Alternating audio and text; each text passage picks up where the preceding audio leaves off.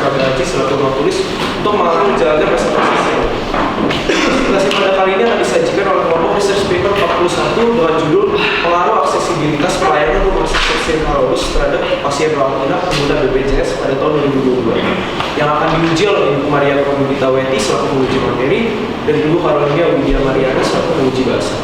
Sesi ini akan dilanjutkan sama 20 menit kepada presenter, 12 menit untuk sesi tanya jawab kepada penguji materi, 8 menit kepada penguji bahasa, audiens sama 10 menit dan diakhiri dengan tanggapan orang tua sama 5 menit. Baik, tanpa berlama-lama lagi, saya memberikan waktu kepada presenter selama 20 menit untuk mempresentasikan hasilnya. Mulai ketika Anda berbicara. Terima kasih, moderator. Baik, selamat siang Bapak Ibu Guru dan teman-teman sekalian serta para orang tua. Itu adalah presentasi dari kami yang berjudul Pengaruh Aksesibilitas Pelayanan Rumah Sakit St. Carolus terhadap pasien rawat inap penderita BPJS pada tahun 2022. Next. Pertama-tama perkenalkan dulu, nama saya Hafir Aragona Murti yang bisa dipanggil sebagai Jarvis. Kemudian ada Muhammad Sal Samudro, bisa dipanggil sebagai AM. Lalu Noel Melvin Kusuma yang bisa dipanggil sebagai Amus. Next. Berikut merupakan latar belakang dari RP kami, di mana RP ini meneliti mengenai jaminan sosial yang dibentuk pada tahun 2014 yaitu mengenai BPJS, dan di mana jaminan sosial ini didasari pada bentukan model sosial Eropa yang bernama Eropa Social Model yang bertujuan untuk sebutannya adalah menjamin masyarakat di kelas-kelas bawah untuk dapat hidup dalam revolusi masyarakat yang inklusif dan demokratis. Lalu ya seperti saya katakan tadi bahwa BPJS Kesehatan terhadap kesehatan ini awalnya itu beda bentuk ya. Lalu pada 2014 itu baru dia mendemen menjadi satu kesatuan JKN atau Jaminan Kesehatan Nasional. Next akan dilanjutkan oleh Amus. Terima kasih Ardian. Selanjutnya saya akan menjelaskan tentang sejarah dan iuran BPJS Kesehatan. Pertama-tama saya akan menjelaskan tentang sejarah dari BPJS. BPJS itu awalnya bernama Askes, PT Askes Persero. Tapi pemerintah mengubah PT Askes menjadi BPJS dikarenakan pemerintah mengupayakan perubahan struktur organisasi yang dari institusi kooperasi menjadi institusi birokrasi. BPJS Kesehatan juga pertama kali disebut dalam Undang-Undang Nomor 24 tahun 2011 ya tentang Badan Penyelenggara Jaminan Sosial. Selanjutnya BPJS juga merupakan jaminan sosial yang memiliki tujuan dan menjalankan tujuan dari Undang-Undang Nomor 40 tahun 2004. Selain itu ada pula iuran BPJS. Umumnya BPJS memiliki 3 kelas, tapi ada beberapa rumah sakit yang menyediakan kelas lanjutan, tingkat lanjut. Yang mendapat kelas tingkat lanjut mendapatkan fasilitas yang lebih baik dan paket pelayanan yang berbeda. Dapat dilihat di sini, kelas 1 memiliki iuran sebesar 150.000 per bulan, kelas 2 memiliki iuran sebesar 100.000 per bulan, dan kelas 3 memiliki iuran sebesar 42.000 per bulan. Seperti yang saya sebutkan tadi, adanya kelas VIP. Kelas VIP ini hanya bisa didapatkan oleh peserta BPJS Kesehatan kelas 1 yang ingin meningkatkan tingkat kelas mereka. Mereka bisa mendapatkan kelas VIP dengan cara mereka harus membayarkan selisih paling banyak sebesar 75% yang telah ditarik oleh Indonesian Case Based Group. Menurut Kemenkes RI, Indonesian Case Based Group merupakan jumlah pembayaran yang diberikan oleh BPJS Kesehatan untuk pasien yang mau meningkatkan paket pelayanan dan paket fasilitas sesuai dengan penyakit yang diderita oleh pasien. Ada pula istilah PBI, yaitu penerima bantuan iuran. PBI ini didapatkan oleh masyarakat miskin. PBI ini juga merupakan bantuan pemerintah untuk masyarakat miskin agar mereka dapat membayarkan iuran BPJS Kesehatan selain mendapatkan jaminan kesehatan juga. Ada beberapa kriteria tertentu tentang BBI, yaitu Kartu Indonesia Sehat atau KIS yang sudah nonaktif. Lalu ada surat keterangan sakit dan surat keterangan tidak mampu yang didapatkan melalui proses dari pemerintah daerah setempat. Next. Selanjutnya dijelaskan oleh Pak. Baik, terima kasih semua Kamus. Ini akan saya jelaskan mengenai kenapa kami meneliti BPJS dan mengapa tahun 2022. Pertama-tama, pada tahun 2022 menurut BPJS Watch terjadi 109 kasus diskriminasi terhadap pasien BPJS, di mana mereka itu pelayanannya berbeda dengan pasien reguler biasa. Kemudian menurut data dari Ombudsman RI, terjadi 700 pengaduan pada tahun sebelumnya, itu tahun 2021, mengenai tentang penolakan dari rumah sakit terhadap pasien BPJS. Lalu mengapa tahun 2022? Karena tahun 2022 ini adalah periode pasca pandemi yang menurut kami sangat krusial, bahwa bagaimana rumah sakit itu berperan dalam kembali ke masa sebelum COVID. Karena kan kita tahu pada masa COVID itu adalah masa-masa new normal ya, di mana masa-masa isolasi mandiri dan isolasi itu sangat tinggi ya, apalagi di rumah sakit. Nah, ini tiga inti dari penelitian kami nih. Kami meneliti dari bagaimana ketersediaan kamar terhadap pasien BPJS, kemudian pemberian konsumsi dan obat, apakah ada perbedaan antara pasien reguler dan pasien BPJS, kemudian dalam proses administrasi pada saat pendaftaran BPJS. Next. Mengapa Rumah Sakit Singkarolus? Rumah Sakit Singkarolus memiliki visi dan misi, yaitu melayani manusia agar semakin serupa dan citra Allah, dan untuk menanggapi tantangan zaman dengan keriangan dan kesederhanaan, sekaligus keberpihakan kepada mereka yang menderita karena ketidakadilan. Di sini perlu diketahui bahwa Rumah Sakit Karolus adalah satu rumah sakit tertua di Jakarta ya. Ini rumah sakit yang didirikan pada tahun 1919. Dan perlu diketahui bahwa Presiden Soekarno sendiri pernah melakukan kunjungan di Rumah Sakit Singkarolus untuk melakukan check up medis, yaitu pada tahun 1967. Hal ini membuktikan bahwa Rumah Sakit Singkarolus terbukti valid dan sangat menarik untuk diteliti, karena dapat dikatakan bahwa salah satu rumah sakit yang terbaik di Indonesia dan di Jakarta. Next. Masalah dan tujuan dari penelitian. Untuk masalahnya adalah bagaimana Rumah Sakit Singkarolus menangani pelayanan BPJS untuk pasien rawat inap. Kemudian adalah bagaimana aktivitas program BPJS Singkarolus ini bagi seluruh kalangan masyarakat atau bagi seluruh pasien rawat inap BPJS. Nah, ini adalah tujuannya, yaitu kebalikan atau sambungan dari masalah kami. Next. Silakan Aeng. Oke, sekarang kami akan menjelaskan begini metode. Kenapa metode ini penting? Karena metode ini menjelaskan bagaimana cara kami peneliti mendapat hasil yang akan dibahas pada bagian selanjutnya. Jadi yang pertama, penelitian ini merupakan penelitian yang berjenis eksploratif dan menggunakan pendekatan campuran atau mixed method. Hal ini berarti penelitian ini menjelaskan suatu hubungan atau korelasi antara satu variabel dengan variabel lainnya dalam menggunakan data-data yang sifatnya kuantitatif dan kualitatif.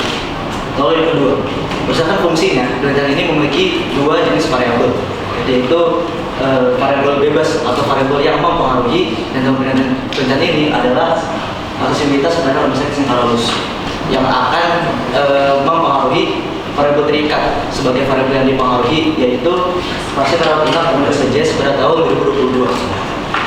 Lalu terakhir, lalu yang ketiga, untuk menciptakan sebuah lorong atau pokok penelitian yang jelas dan rinci, maka penelitian ini menggunakan teknik pengambilan sampel secara berserakan yang membagikan seluruh populasi, yaitu pasien rawat inap selama tahun 2022 dalam berbagai kelompok berdasarkan karakteristik yang mereka bagi bersama, yaitu kelas 1, 2, 3, dan VIP BPJS.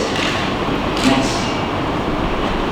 Nah, kami mengumpulkan data dengan menggunakan berbagai instrumen. Yang pertama, untuk data kualitatif, kami menjalin kerjasama bersama dengan pihak Kasper Rumah Sakit Singkarolus, dan juga data kualitatif yang kami peroleh dengan menggunakan metode wawancara bersama 3 pihak, yaitu dokter atau kepala biro manajemen pasien rawat inap pada BPJS pada tahun 2022, dan juga salah satu karyawan dari instalasi farmasi Rumah Sakit Singkarolus.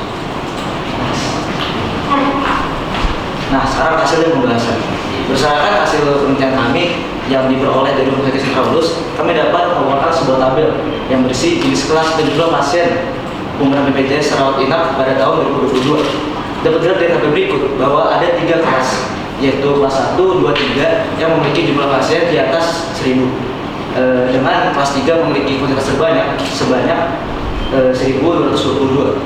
Ada juga kelas yang paling kecil atau jumlah yang paling dikit, yaitu kelas VIP dengan jumlahnya sebanyak 356. Dan jika semua 4 kelas itu diakumulasi atau dijumlahkan, maka dapat disimpulkan bahwa selama tahun 2022 ada sebanyak 3.719 pasien pengguna BPJS yang dirawatkan secara inap. Next. Dan dari tabel itu pun kami peneliti dapat memaparkan sebuah grafik yang yang berisi tentang penyebaran persentase kelas yang digunakan oleh pasien yang bersangkutan. Nah, dari tabel ini hadirin bisa lihat bahwa kami dapat menyimpulkan bahwa penyebaran kelas di Rumah Sakit Carolus ini dapat dibilang cukup merata dengan selisih antara 3 kelas, yaitu kelas 1, 2, 3 berada di bawah 5%. Tapi ada pun sebuah anomali, yaitu kelas VIP yang warna kuning ini yang hanya berjumlah sebanyak 10%. Akan tetapi di Rumah Sakit Carolus hal ini dapat dibilang normal karena pasien ini seperti dijelaskan oleh saya sebelumnya hanya pasien yang mata pengguna kelas 1 yang memilih secara mandiri untuk meningkatkan kelasnya tanpa campur tangan sama sekali dari pihak rumah sakit. Next akan dijelaskan oleh teman saya Agus. Terima kasih Aik. Selanjutnya saya akan memaparkan hasil wawancara kami dengan Dr. Ardeno Kristianto yang merupakan Kepala Biro Sistem Manajemen di Rumah Sakit St. Carolus. Beliau berkata bahwa Rumah Sakit St. Carolus memiliki kamar sebanyak 250 kamar untuk rawat inap. Hal ini tergabung oleh kamar pasien mandiri dan kamar pasien BPJS. Lalu beliau tidak bisa memastikan dengan pasti kuantitas kamar BPJS. Hal ini dikarenakan Rumah Sakit St. Carolus yang sangat fleksibel dalam menampung pasien rawat inap. Jika kamar rawat inap penuh, maka pasien akan dirujuk dan diberikan obat. Next. Selanjutnya, ini hasil wawancara kami dengan karyawan instalasi farmasi Carolus yang bernama Elvi Aryani yang kurang lebih memiliki pengalaman sebanyak 20 tahun. Beliau berkata bahwa tidak ada diskriminasi harga terhadap pasien BPJS, tapi jika obat yang diberikan kepada standar BPJS sudah habis, maka akan digantikan dengan obat yang lain dengan catatan komposisi dan manfaat harus sama. Jika hal ini terjadi, maka proses tertentu akan terjadi, yaitu farmasi akan menghubungi dokter bagian penjamin asuransi untuk menanyakan apakah obat pengganti dapat diberikan oleh pasien atau tidak. Umumnya obat pengganti diizinkan oleh dokter penjamin asuransi. Next akan dijelaskan oleh Jarvis.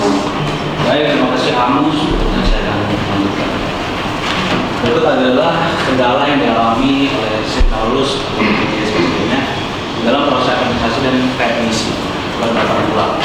Kami membagi kendala ini menjadi 2, yaitu kendala struktural dan kendala lokal atau praktek. Di mana lokal ini lebih ke arah pasiennya, di mana pasien ini mengalami kesalahpahaman mengenai cara mengakses BPJS.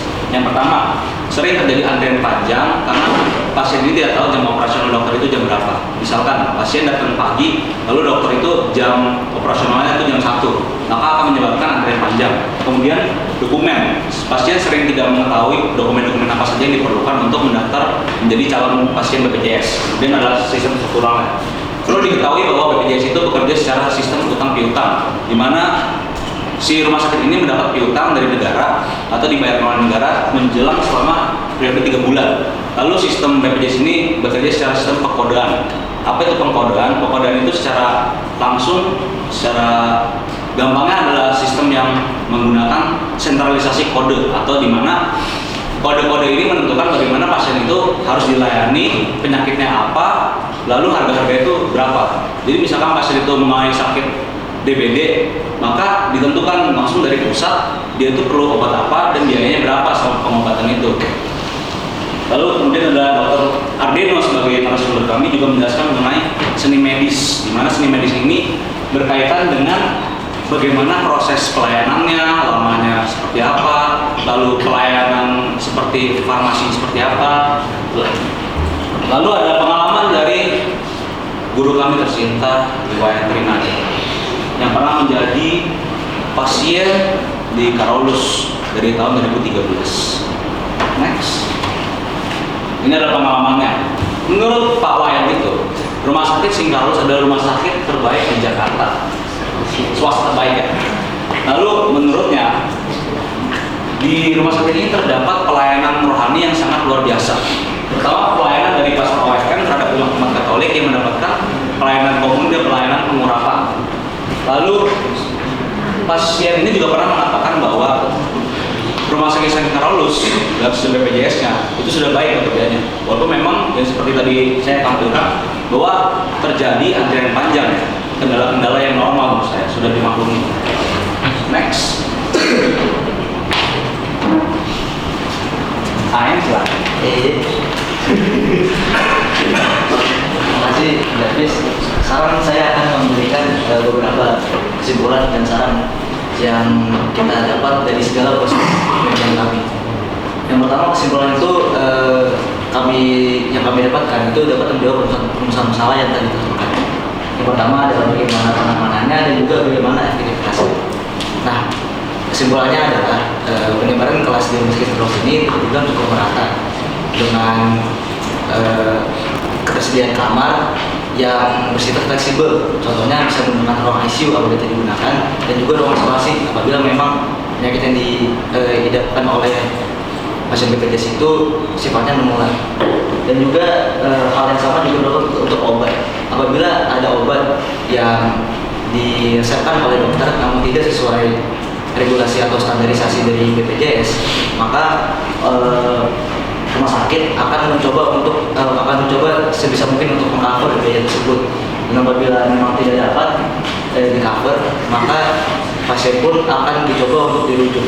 Tapi ada pun beberapa kendala, terkhusus dalam bagian administrasi, yang disebabkan oleh beberapa faktor yang bisa dibilang sedikit sepele, seperti kurangnya pemahaman, terutama dalam hal operasional dan juga dokumen yang perlu dibawa. Tapi ada pun faktor yang perlu dipertimbangkan, yaitu sistem utang piutang antara BPJS sendiri. Namun Rumah Sakit Singkarolus ini tetap mencoba untuk menembusnya dengan pelayanan rohani untuk umat Katoliknya dengan pemberian pendampingan pastoral oleh pastor OFM dan juga pemberian komuni atau sakramen dan serta pengurapan bagi orang sakit. Nah, untuk saran yang kami berikan, yang pertama adalah bagi Rumah Sakit Singkarolus sendiri. Mungkin untuk mempercepat proses administrasi, Rumah Sakit Singkarolus dapat melakukan sosialisasi yang lebih intens dengan pasien maupun calon pasiennya terkait dengan jam operasional, prosedur pendaftaran dan juga dokumen-dokumen yang perlu dibawa. Selain itu, Rumah Sakit Singkarolus juga dapat melakukan koordinasi yang lebih atau evaluasi dengan pihak BPJS-nya sendiri tentang sistem utang piutang yang kalau bisa dijalankan dengan durasi yang lebih cepat. Nah, untuk pasien dan calon pasiennya sendiri, Pak Wayan sudah mengutarakan bahwa pada akhirnya pelayanan ini berjalan secara dua arah, di mana Rumah Sakit Singkarolus harus berupaya secara maksimal untuk melayani tanpa ada kesenjangan, tapi dari pihak pasien pun juga perlu sikap atau sifat yang kooperatif. Dalam artian pasien harus menaruh kepercayaan sepenuhnya ke pihak Rumah Sakit Singkarolus dan juga menaati seluruh kebijakan yang ditetapkan oleh Rumah Sakit Singkarolus. Dan next.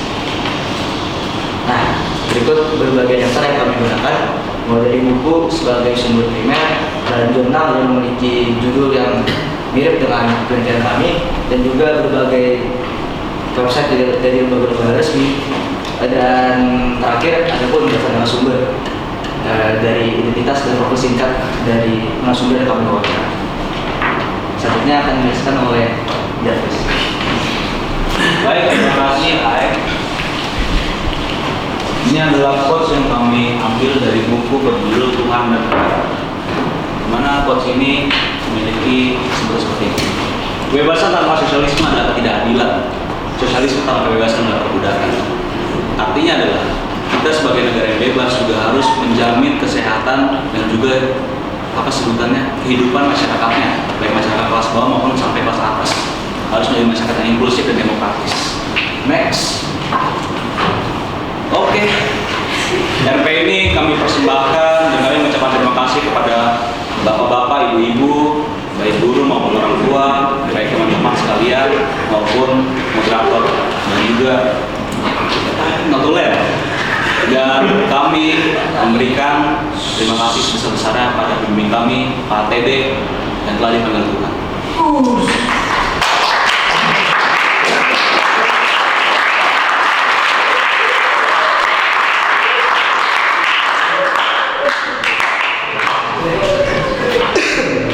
Pada para presenter telah memaparkan materi, sesi selanjutnya akan dilakukan tanya jawab oleh penguji materi selama 12 menit dan penguji bahasa selama 1 menit. Waktu akan dimulai ketika penguji berbicara.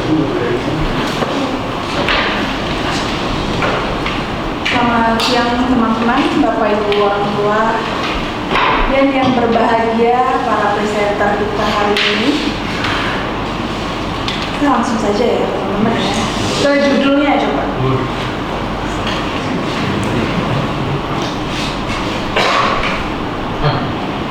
Pembimbingnya Pak Tede. Awalnya.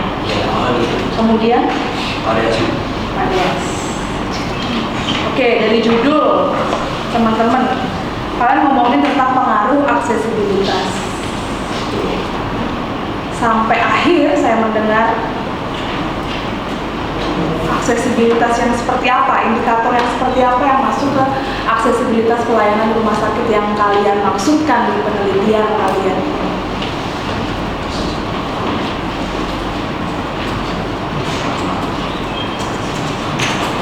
Baik Bu, langsung saya jawab aja untuk ini untuk aksesibilitas yang kami maksudkan, ini kan sudah sebuah pelayanan rumah sakit di mana pelayanan rumah sakit ini sudah kami masukkan sektor tadi yang ada di uji.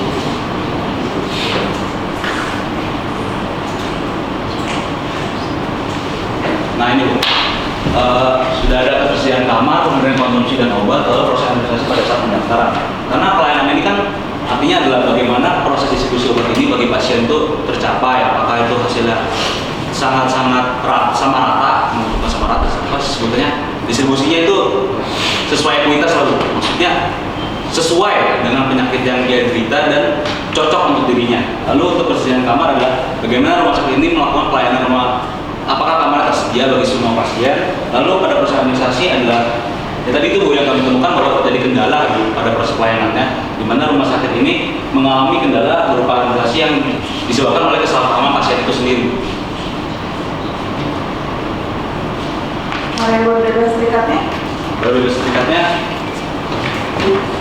Jadi Bu, dalam pelayanan itu variabel bebasnya atau variabel yang mempengaruhi adalah aksesibilitas pelayanan. Dan yang dipengaruhi atau terikatnya itu pasien rawat inapnya. Pasien yang berarti terikat. Kemudian kalau dilihat tadi dari pelatihan itu kan ngomongin pengaruh ya, terus kemudian kalian juga menjelaskan di jurnal ini tertulis bahwa kalian pakai mix method katanya, kuantitatif dan kualitatif eksplanatif yang seperti apa?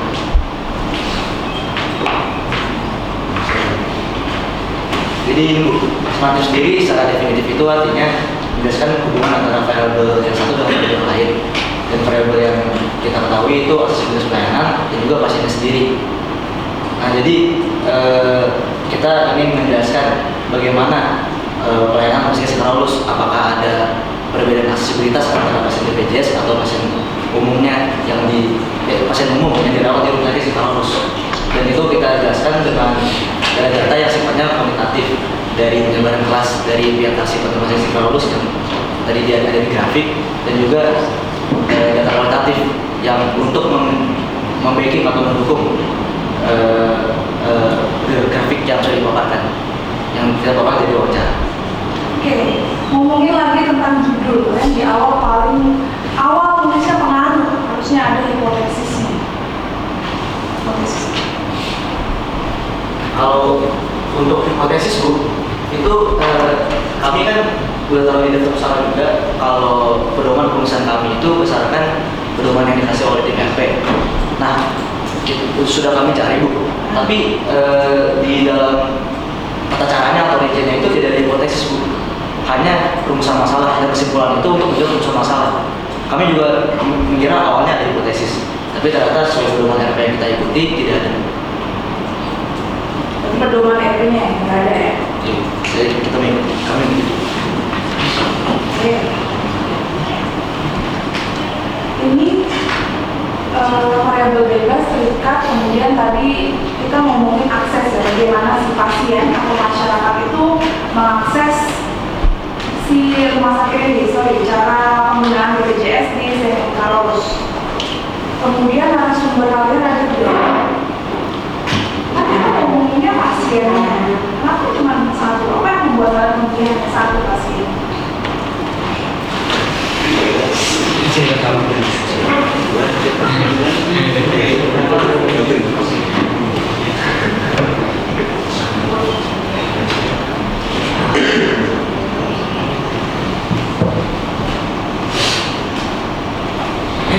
Jadi izinkan saya jawab. Jadi kenapa kita hanya mewawancarai satu pasien dan mewawancarai pihak rumah sakit? Karena sifat pasien ini sangat rahasia, bahkan pada awalnya kami tidak bisa mendapatkan data kearsipan pasien. Kebetulan pasien inisial W ini atau Pak Waihan itu guru kami, dan kami mengetahui berita tersebut kalau beliau merupakan pasien peserta BPJS di rumah sakit Karolan. Menurut kalian sudah menggambarkan? Baik Bu, melanjutkan. Kenapa kami bisa mengambil itu sebagai sebuah penggambaran? Karena Itu bisa jadi satu pembicara kayak suku-suku di Papua memiliki satu kepala suku yang bisa menjadikan bahwa satu orang satu si kepala suku ini bagaimana aksesnya terhadap masing-masing kelasnya, itu gimana? Jadi sebenarnya gini, alasan kami hanya mau cari satu pasien adalah karena data pasien rumah sakit Karolos itu ternyata kami juga awalnya kaget Bu, itu ternyata sifatnya sangat rahasia, sangat konfidensial dari yang kami perkirakan. Tapi menurut kami juga merasa bahwa rumah sakit ini sebagai institusi pelayanan publik dalam bidang kesehatan, satu pengalaman buruk pun atau review buruk itu sudah istilah matematikanya menegasikan semua pengalaman baik atau review baik yang sudah ada di kampus ini sendiri. Nah, untuk menguji kredibilitas pasien secara lebih jauh, pasien W ini atau Pak Wayan ini sudah dilayani sejak tahun 2013 Bu. Ini berarti beliau sudah melewati lebih dari sertifikasi pasal surutnya rumah sakit Karolos.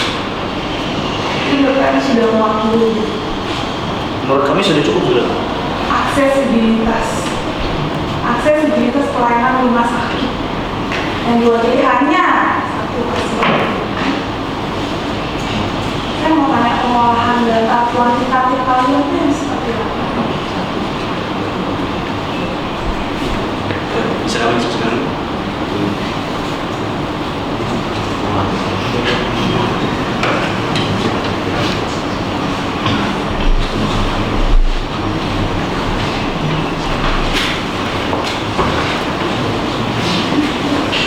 Jadi izinkan saya menjawab. Jadi pengolahan data kami itu kami mendapatkan data kuantitatif dari kearsipan dan kearsipan, lalu kami menggambarkan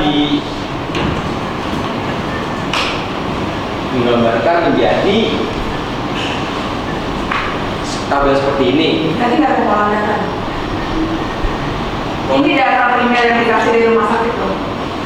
Awalnya gini Bu, awalnya tuh di sheets itu 3.000 semuanya, nama per baris. Terus kami perhitungan semuanya jadi bentuk tabel. Lalu kami bawakan grafik untuk menghitung persentasannya. Pengolahan tadi kayak gitu Bu. Udah segitu aja berarti pengolahan datanya. Dalam sisi kuantitatif ya.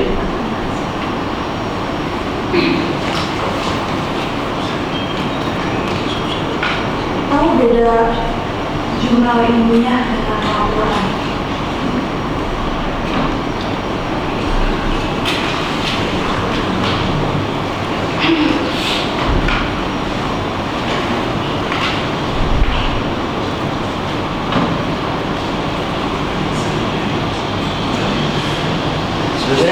ini sih Bu, alasannya kami mencari dan kami paparkan grafik itu untuk menghilangkan asumsi kalau mungkin di Tarbos ini dominasi di satu kelas Bu. Dan berbeda dengan laporan, ya kami menambahkan berbagai dukungan dari wawancara yang kami lakukan.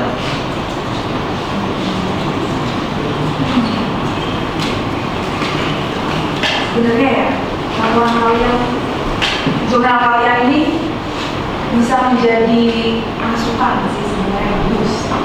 Cuma cara informasinya aja.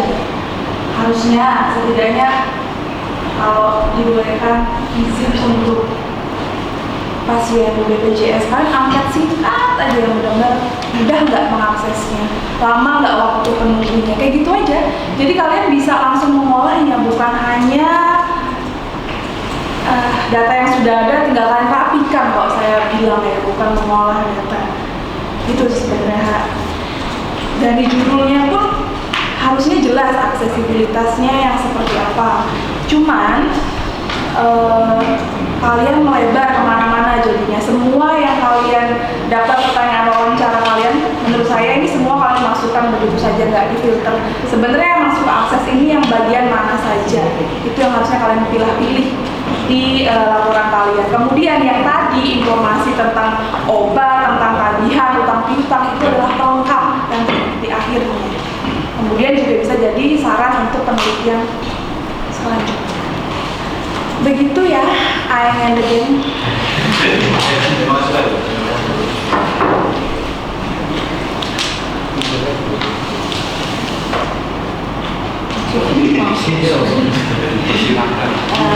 Yang kami hormati Bapak Ibu orang tua, selamat siang. Kami mengucapkan terima kasih sudah menyempatkan waktunya untuk hadir menemani para kanisian hari ini mempresentasikan research paper mereka, dan juga moderator notulen juga para kanisian yang sudah hadir turut mendukung teman-teman kalian dalam mempresentasikan research paper. Pertama-tama saya ucapkan terima kasih. Baik, pertanyaan pertama.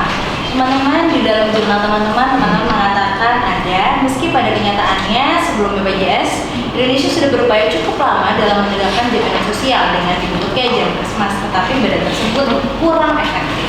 Apa dasar teman-teman mengatakan bahwa badan tersebut kurang efektif?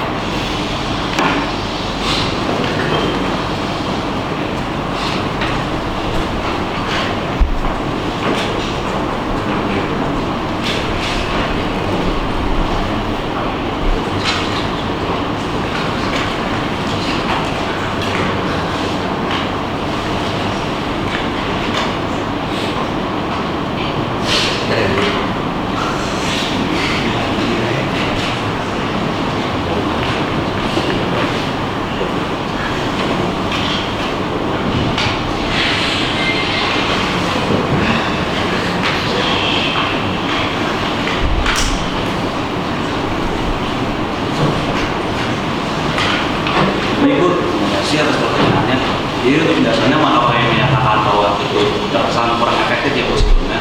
Karena BPJS ini tuh sebenarnya udah ada Bu, sistem jaminan sosialnya itu udah ada terbagi menjadi dua, tenaga kerjaan dan kesehatan dan untuk masyarakat.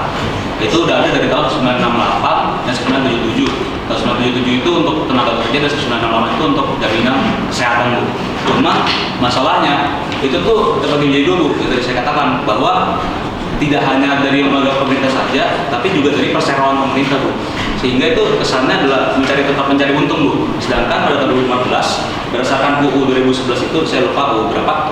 Cuma UU ini mengatakan bahwa jaminan sosial ini dijadikan jadi satu lembaga pemerintahan langsung menjadi sebuah apa sebutannya lembaga hukum publik yang bernama Jaminan Kesehatan Nasional Bu, untuk mempermudah administrasi dari pemerintah.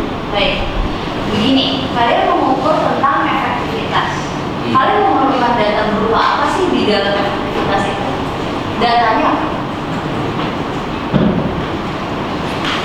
Datanya berupa apa? Tulisan kah? Angka kah?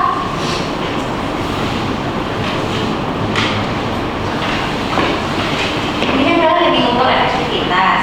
Datamu itu apa? Data primer itu bentuknya apa itu? Ada tabel, isinya apa? Ada macam. Nah, maka kalau kalian mengatakan kurang efektif, kalian harus menyatakan angka dan sumber. Ya, sertakan angka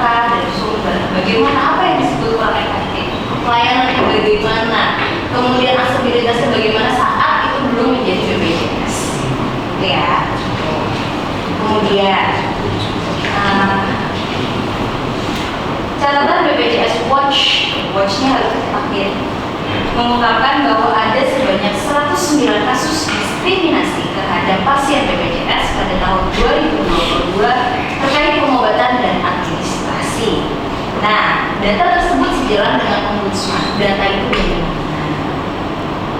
dari Watch. Nah, kemudian jenis rumah sakit kan tuh banyak ya. Ada rumah sakit pemerintah, ada. Ini kalau sekarang itu rumah sakit apa ya? Swasta. Apakah itu juga terjadi gabungan gitu? Nah, sekarang ini kalian hanya membawakan rumah sakit swasta. Sudah mewakili kan? Penelitian kalian sudah mewakili kan? 109 kasus itu ada dalam penelitian kalian atau hanya mengambil yang rumah sakit swasta? Itu kami masuk. Oh ya, silakan ya.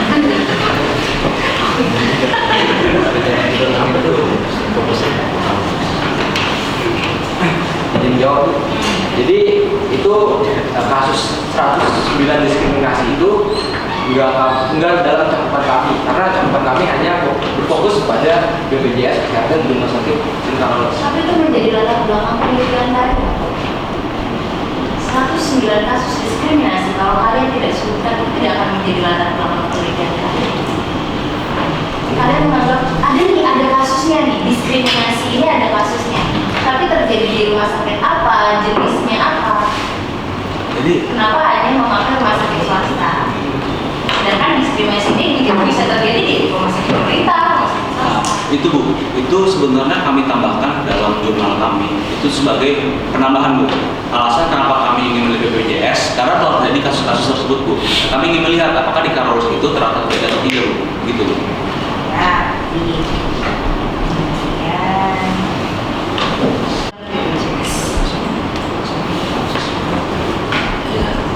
izin jawab Bu. Ya, jadi mungkin kami dapat menyimpulkan seperti ini Bu. Kalau memang semua kalangan masyarakat itu dapat akses yang adil dan dapat secara penuh akses segala pelayanannya, maka efektivitas itu akan meningkat. Dan kalau memang ada kesenjangan dalam aksesibilitas di mana pasien umum diutamain sedangkan BPJS itu ditinggalin, maka secara nggak langsung atau langsung mungkin efektivitas juga akan menurun. Terima kasih. Kemudian di sini teman-teman menyebutkan tentang fenomena kesenjangan. Tadi teman-teman sudah menyebutkan poin-poin, tetapi teman-teman belum menjelaskan mencoba teman-teman kesenjangan. Nanti tolong teman-teman ya. Kesenjangan apa ya teman-teman?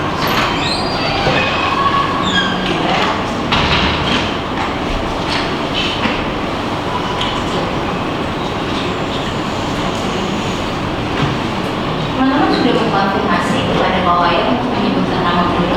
Sudah Bu. Apa yang dimaksud dengan readmisi? Readmisi itu ini Bu, ini berkaitan dengan seni medis yang Dr. Adino udah bilang. Contohnya mungkin awalnya pas seorang pasien itu masuk ke rumah sakit dengan mengidap penyakit A dan dirawat inap, tapi kemudian seni medis yang dibilang itu nama penyakit itu masih ditebak ya Bu ya. Jadi maksudnya readmisi adalah kalau kemudian pasien yang dirawat itu perlu waktu yang lebih lama untuk dirawat, jadi dirawat daftar ulang. Dalam keadaan pasien dipulangkan terlebih dahulu. Pasien dipulangkan terlebih dahulu kalau kamar itu sudah penuh. Dan tolong dijelaskan lebih detail lagi ya, ini dimaksud dengan proses readmisi. Kemudian di sini teman-teman menyebutkan, ketika sudah di depan antrian pun seringkali para calon pasien mengalami kesalahpahaman seperti contohnya kurangnya dokumen dan kurang pahamnya mereka tentang jam operasional. Apakah dari pihak Sinkarolus itu sudah menyediakan platform untuk menginformasikan secara masif ya tentang jam operasional dan dokumen yang perlu diisi? Sudah Dalam bentuk website. website itu bisa diakses. Bisa. Nanti kalau memang itu bisa menjadi salah satu indikator bahwa pelayanan ini sebenarnya sudah baik, tapi memang pemahamannya dari para pengguna BPJS ini yang belum nanti disertakan ya sebagai daya dukung bahwa memang ini bukan kesalahan dari pihak rumah sakit, ini kesalahan mungkin dari kurang pahamnya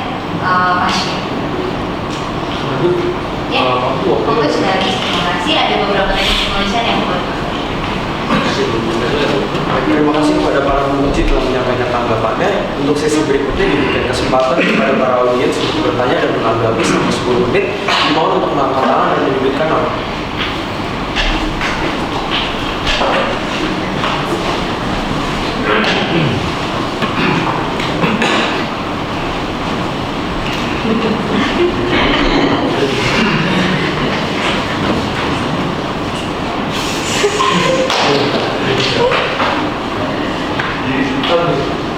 Baik, terima kasih atas kesempatan yang saya dapatkan. Izinkan saya perkenalkan diri. Nama saya Gabriel Dimas Putra Sri Krishna. Saya dari kelas 12 dan 1. Nah, pertanyaan saya ini jadi kalian menyebutkan kalau jika di rumah sakit Karolus itu jika kamarnya penuh, maka mereka akan dirujuk ke rumah sakit lain. Nah, pertanyaan saya ini kan khusus untuk pasien BPJS ya. Jika kamar mereka penuh, maka mereka akan dirujuk ke rumah sakit lain, sehingga orang-orang yang lain seperti orang yang membayar mandiri dan lain-lain, mereka tidak perlu dirujuk ke rumah sakit yang lain kan. Nah, pertanyaan saya, seberapa sering ini terjadi? Terima kasih.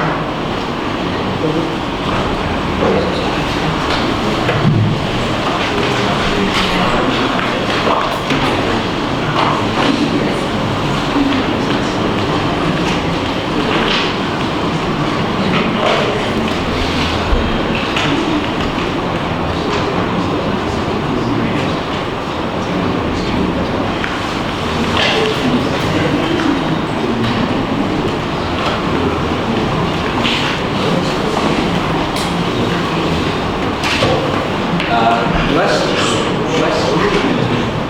izinkan saya menjawab, boleh? Jadi, seberapa sering pasien dirujuk ke rumah sakit lain? Sebenarnya kita tidak tahu mengenai hal itu, dikarenakan rumah sakit yang tidak mau terbuka untuk kami meneliti. Apakah sudah terjawab? Tapi pertanyaan saya tahu benar tidak kalau yang dirujuk ke rumah sakit lain itu cuma pasien BPJS. Betul, karena kalau mandiri kan bayar sendiri ya. Kalau BPJS kan asuransi dari negara, jadi otomatis rumah sakit itu sebutannya apa ya? Karena piutangnya. Jadi kalau gitu ada suap khusus buat pasien BPJS dan suap khusus buat pasien mandiri. Ada unit bangunan khusus yang memang disediakan untuk pasien BPJS, karena harus dibedakan juga kan dari pasien reguler. Nah, ini nih unit Bapak Yohanes, yaitu sampai dengan 50 kamar tersedia. Siap sudah.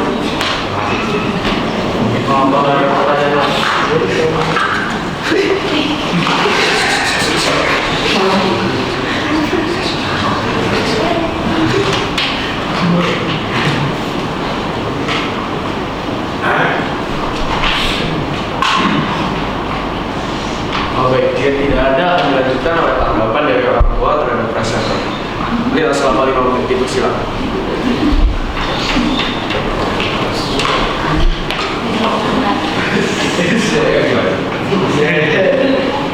Saya mau melihat, terima kasih kepada moderator untuk waktu yang diberikan kepada saya.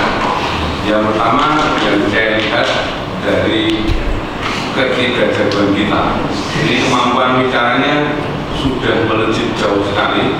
Ya, saya melihat ya Javier, Dimas itu kemampuan dan juga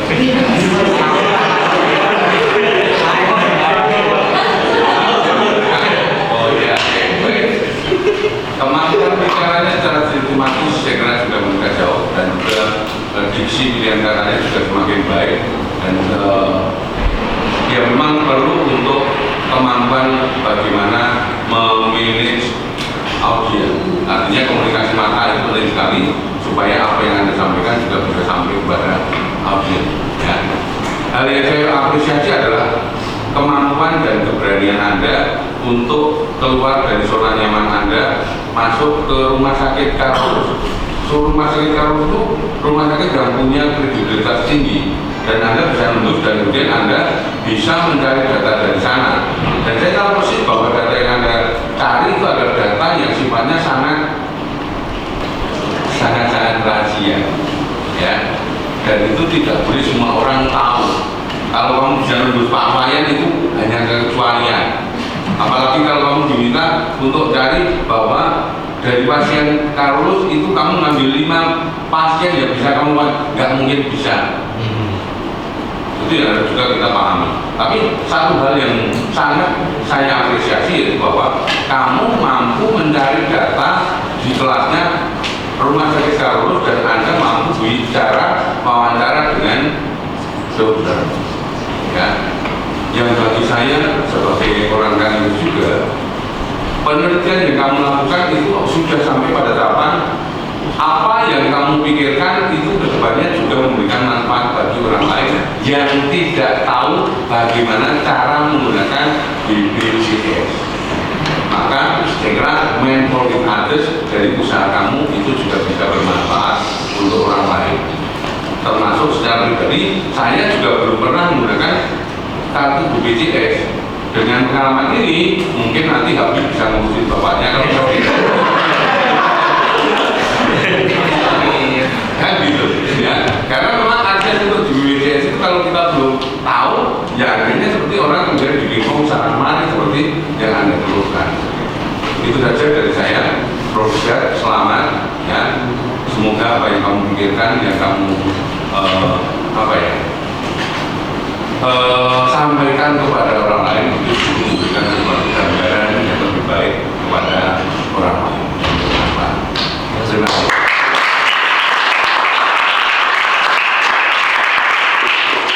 Maaf, saya mau menambahkan juga karena di peraturan di Permenkes Undang-Undang di pasal 6 tahun 2009 itu kerahasiaan pasien harus dijaga. Jadi tidak boleh disebarluaskan. Saya waktu anak saya mengajukan dari tim ini, saya juga kaget itu karena berdasarkan undang-undang kerahasiaan itu pasien tidak boleh masuk per kelas penyakit yang nggak boleh karena mereka dilindungi hukum. Sampai dia puji Tuhannya anak ini dengan tekad bulat akhirnya berani mengajukan di luar zona aman dan berani bertemu dengan dokternya menginterview. Kalau sampai ketahuan itu sampai dokternya bingung gitu. Kebetulan Apres juga lulusan dokternya lulusan Ansius juga, jadi mereka bilang ya sudah dia menjamin dan jujur itu dia masang badan gitu. Masang badan untuk anak, dia bilang kamu berhenti gitu. Makanya mereka dimaksimalkan untuk baru, tapi mereka tidak bisa survei ke ruangan itu benar-benar udah kerahasiaan rumah sakit gitu. Ada undang-undangnya. Kalau sampai mereka itu ketahuan, hukumnya ada pidananya gitu. Hanya menambahkan itu aja. Saya pun apres buat anak-anak juga.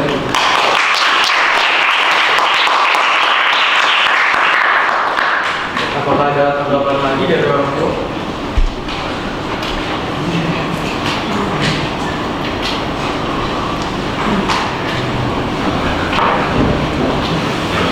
Mungkin saya agak sedikit tambahan ya. Lain kali mungkin ini masalah yang seperti ini harus bisa didiskusikan lebih lanjut kepada saya semestinya orang tua yang memegang kartu BPJS dari kasus BPJS. Saya menjadul nih ceritanya nih ya. Nah, jadi alfabetnya next harus bisa diskusi gitu ya. Karena hal kayak gini yang nggak bisa masuk ke rumah sakit mungkin bisa menjadi buat pengalaman dan kita bisa dikombin gitu loh. Jadi hal-hal yang tadi ini pun bisa terjawab apa yang dikehendaki dan hanya harus disempurnakan itu aja sih. Jadi kayaknya kurang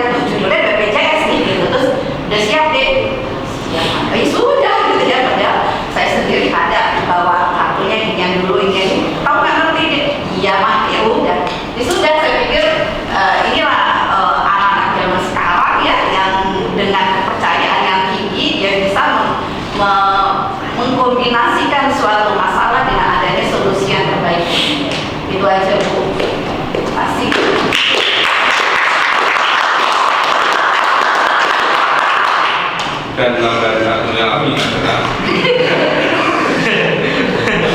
yang namanya Javier itu di rumah juga tidak pernah sama sekali konsultasi sama bapaknya.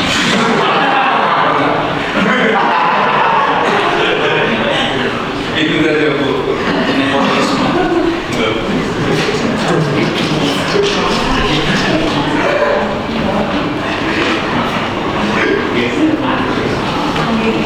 Baik, terima kasih kepada orang tua atas tanggapannya. Center, karena kita telah tiba di penghujung acara, kita berikan apresiasi.